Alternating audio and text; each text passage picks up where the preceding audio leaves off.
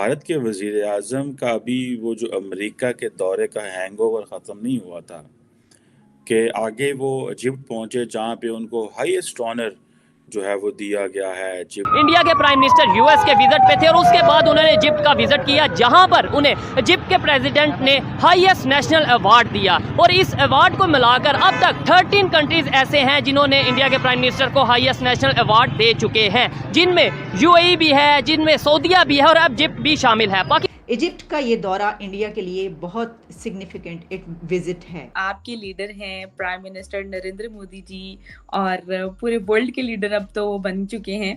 तो कहने को बहुत कुछ है, लेकिन एक शेर पे इसको मैं आपको शुरुआत करता हूँ कि हमारे मुल्क की सियासत का हाल ये है, तवाइफ घिरी हुई है तमाशबिनों में। इजिप्ट की सबसे बड़ी मस्जिद में बड़ा प्रोटोकॉल उनको दिया गया, मुस्लिम कम्युनिटी ने बहुत अच्छे तरीके से वेलकम किया। कि जब वो देखते हैं कि क्या ऑनर मिल रहा है,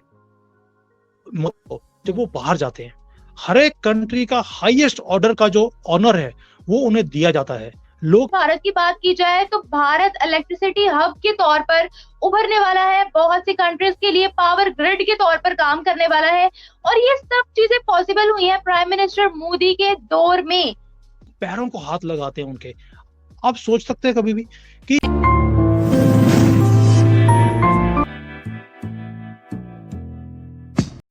नमस्कार दोस्तों, जैसा आपको पता है कि हमारे देश के प्रधानमंत्री नरेंद्र मोदी इसमें विदेशी दौरा पे हैं, जिसमें उन्होंने 4 दिन अमेरिका में बिताए। उसके बाद वो इजिप्ट पहुंचे। अभी पाकिस्तान अमेरिकी दौरे के सदमे से निकला नहीं था, तब तक इजिप्ट में मोदी जी का रेड कॉर्पेट वेलकम देख करके फिर से सदमे में आ गया और वहां पे नरेंद्र मोदी के स्वागत में इजिप्ट के राष्ट्रपति को प्रधानमंत्री नरेंद्र मोदी से दौड़ के आकर गले मिलते देख पाकिस्तान की जल के राख हो गई। तो चलिए दोस्तों, इस पर पाकिस्तानी मीडिया का रिएक्शन देखते हैं, और अगर आपको यह वीडियो अच्छा लगे तो प्लीज चैनल को सब्सक्राइब जरूर करें। कि जब वो देखते हैं कि क्या ऑनर मिल रहा है, जब वो बाहर जाते हैं, हर एक कंट्री का हाईएस्ट ऑर्डर का जो ऑनर है वो उन्हें दिया जाता है। लोग पैरों को हाथ लगाते हैं उनके। आप सोच सकते हैं कभी भी कि फॉरेन कंट्री के जो मैं सिर्फ वहां के प्रेसिडेंट्स और प्राइम मिनिस्टर्स की बात नहीं कर रहा हूँ, जो कुछ वहां उनके साथ न्यू पापागिनी में हुआ, मैं यहाँ पर भी देख रहा हूँ कि जो डायस्पोरा आता है, लोग पागल होते हैं। और मैं विटनेस हूँ चीजों का। जब मोदी जी यहाँ पर चाइना में आए थे, मैं वहां पे गया था उनको शंघाई के उनके प्रोग्राम के अंदर। आरजू जी, आप बिलीव नहीं कर सकते, इस आदमी में कुछ है कि ये सबको पागल कर देते हैं। कि मोदी ऐसे गूंजता है वहां पर, जैसे ही लोग मोदी जी को देखते हैं, ये ही टेक्स ओवर। ऐसा लगता ही नहीं है कि मैं चाइना में बैठा हूँ, ऐसा लगता था कि मैं अपनी धरती में बैठा हूँ और मेरा प्रधानमंत्री मेरे सामने बैठा है। और इजिप्ट की गवर्नमेंट ने उनको अवार्ड भी दिया है। तो एक तरह से हम देखते हैं कि डिफरेंट कंट्रीज, खासतौर पर इस्लामिक कंट्रीज, क्योंकि ठेकेदार तो हमें सर, जब तक हमसे अवार्ड नहीं मिलेगा तो ये ना समझे मोदी जी के बहुत कुछ अचीव कर लिया, तो तब अचीव होगा जब पाकिस्तान अवार्ड देगा।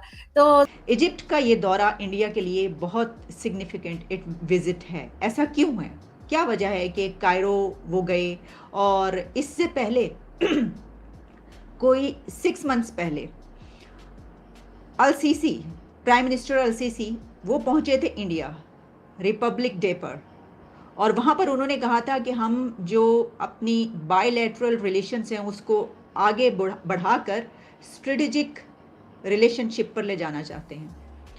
तो क्या जो इंडिया के पीएम कायरो पहुँचे हैं, तो मिस्र में आखिर ऐसी क्या वजह है कि आफ्टर 26 ईयर्स, 26 साल के बाद मेरा ख्याल है कि ये भारत का विजिट हो रहा है मिस्र का।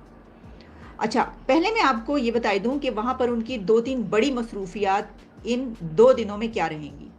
एक तो ये कि जब वो वहाँ पर पहुँचे तो उनको पीएम अल-सीसी ने एयरपोर्ट पर रिसीव किया, बहुत वार्मली वेलकम किया। हमारे सामने पिक्चर्स आ रही हैं जिसमें वो गले मिलते हुए, दूर से ही जिस तरह आप एक तरीके से भाग के गले मिलते हैं वैसे दिखाई दे रहे हैं तस्वीरों में, हंसते हुए, खिलखिलाते हुए। अच्छा, फिर उसके बाद ये हुआ कि जब भारत के पीएम वहाँ पर पहुँचे तो वहाँ पर भी इंडिया का एक बड़ा डायस्पोरा मौजूद है। बहुत इंडियंस, कोई मैं देख रही थी कि लाखों में वहाँ पर इंडियंस मौजूद हैं, जिसमें से सैकड़ों ने उनको रिसीव किया।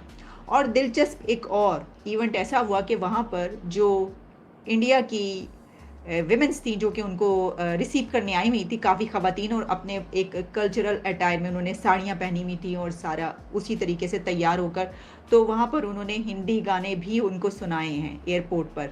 और इसमें एक जो बॉलीवुड का बड़ा, बल्कि हम तो ये सुनते थे कि बॉलीवुड को वहाँ पर यानी इस हुकूमत में पसंद नहीं किया जाता या ऐसी कोई बात है, तो वो तो इतने मगन होके उनके वज़ीर आज़म बॉलीवुड का वो गाना सुन रहे थे। वो कुछ यारी और दोस्ती के ऊपर था, ये दोस्ती हम नहीं छोड़ेंगे, इस तरह का कोई पुराना गाना था जो वो सुना रही थी।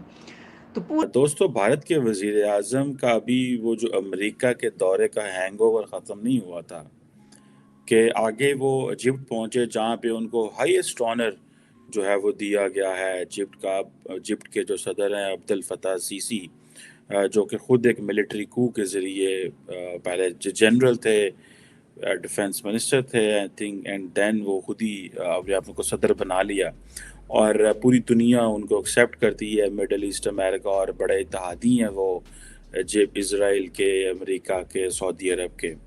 और अब भारत के वज़ीर आज़म नरेंद्र मोदी ने, अगर आपको याद हो कि रिपब्लिक डे आई थिंक 26 जनवरी में इनको चीफ गेस्ट बुलाया था और वो ख़ुद भी पहुंच गए हैं 5 महीने बाद दोबारा इजिप्ट में, और उनको जो है वो हाईएस्ट अवार्ड दिया गया है। और ये कहा जा रहा है कि ये एक इजिप्शियन इंडो स्ट्रेटेजिक पार्टनरशिप की बुनियाद है और अपने ताल्लुकात को नेक्स्ट लेवल पे लेके जाना चाह रहे हैं। दोनों मुल्कों के ताल्लुकात जो हैं वो कहते हैं जी 50 से हैं, और जारी बात है इंडिया जो है वो जहाँ पे भी जाता है उसको जो उसका हिस्टोरिकल जो पॉलिटिकल रोल मिलता है as a non aligned movement में, वो बड़ा इम्पोर्टेंट है।